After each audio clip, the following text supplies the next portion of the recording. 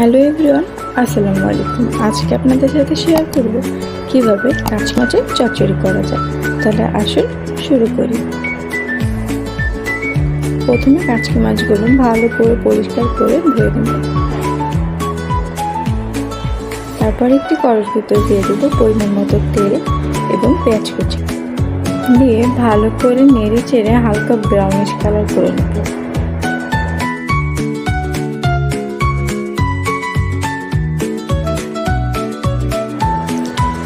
এখন এর ভিতরে দিয়ে দেব পরিমাণ মতো লবণ ও 1.5 টেবিল চামচ রসুন বাটা দিয়ে ভালো করে নেড়ে চেড়ে নেব।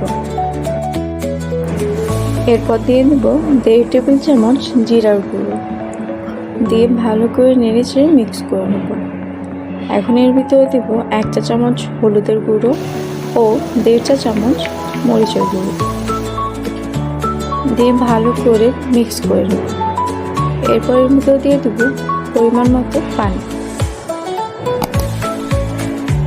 এবং মশলাগুলো পানির সাথে ভালো করে মিশিয়ে নেব।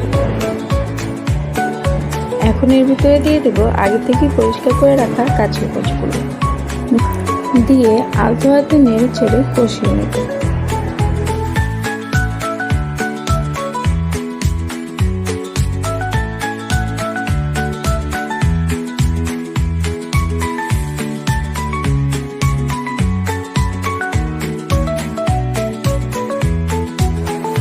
কষানো হয়ে গেলে এখন এর ভিতরে দিয়ে দেবো পরিমাণ মতো রান্না করার জন্য পানি দিয়ে আলতো হাতে নেড়ে চেড়ে বেশ কিছুটা সময় অপেক্ষা করব।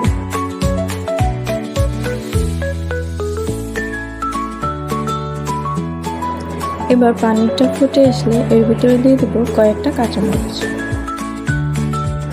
এবার আলতো হাতে নেড়ে চেড়ে বেশ কিছুটা সময় পানি শুকিয়ে যাওয়ার জন্য অপেক্ষা করব।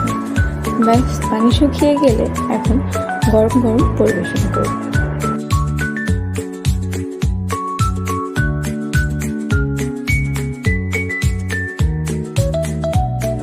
ব্যাস, হয়ে গেল কাঁচকি মাছের চচ্চড়ি। এখন এটি গরম গরম ভাতের সাথে পরিবেশন করব। ধন্যবাদ, আসসালামু আলাইকুম। সবাই আমাদের চ্যানেলটিকে সাবস্ক্রাইব করবেন এবং লাইক অ্যান্ড কমেন্ট করে আমাদের পাশে থাকবেন।